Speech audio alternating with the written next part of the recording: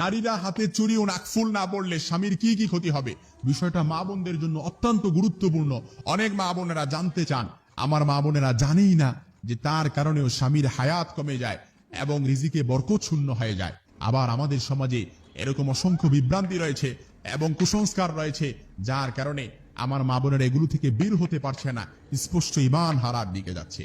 এজন্য নারীরা হাতে চুড়ি ও নাকফুল না পড়লে স্বামীর কোনো ক্ষতি হবে কিনা, এ বিষয়ে ইসলাম কি বলে, এ বিষয়টা অনেক মা বোনেরা আমাদের কাছে জানতে চান। প্রথমত বুঝতে হবে, নাকফুল চুড়ি এটা হচ্ছে নারীর সৌন্দর্যের প্রতীক।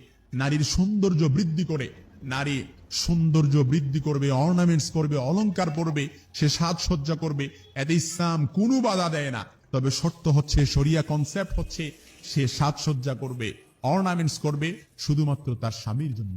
রাসূল সাল্লাল্লাহু আলাইহি সাল্লামকে যখন প্রশ্ন করা হলো, আইয়ুন নিসাই খায়রুন, কোন নারী উত্তম, রাসূল তখন বললেন, আল্লাতী তাসুররুহু ইদা নাদারা, যে স্বামী অর্থাৎ যে মহিলা তার স্বামীকে আনন্দিত করে, অর্থাৎ যে নারীর দিকে তাকালে তার স্বামী মনের মধ্যে মনটা শীতল হয়ে যায়, মনটা আনন্দ পায়, মনে আনন্দ পায়, ওই স্ত্রী হচ্ছে সবচাইতে উত্তম।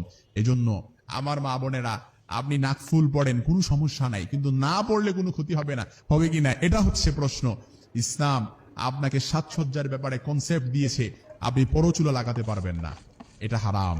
ইসলাম আপনাকে সাজসজ্জার ব্যাপারে কনসেপ্ট দিয়েছে, আপনি ব্রু প্লাগ করতে পারবেন না, এটা হারাম। অনেকে ব্রু প্লাগ করে, মডেলিং করতে চায়, আধুনিকতা করতে চায়, এটা হারাম করে দিয়েছে।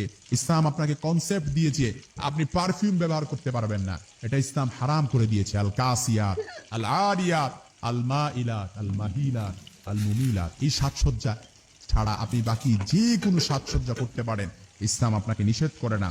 তারপরে বাজনাওয়ালা নুপুর পড়তে পারবেন না, অনেকে বাজনাওয়ালা নুপুর পড়ে, ইসলাম এটা নিষেধ করেছে। তারপর নখ বড় রাখা, শয়তানের মতো নখ রাখে, এরকম মা বোন মনে হয় আমাদের ঘরে নাই, মনে হয় অনেকে হাসতেছে, দেখছেন বাজনাওয়ালা, দেখবেন বাজনাওয়ালা নুপুর এবং কি নখ বড় রাখে, দেখবেন আজকেই দেখবেন আমার মা, আমার বোন, আমার ফুফু, আমার ভাতিজি এরকম আছে, অহরহ আছে।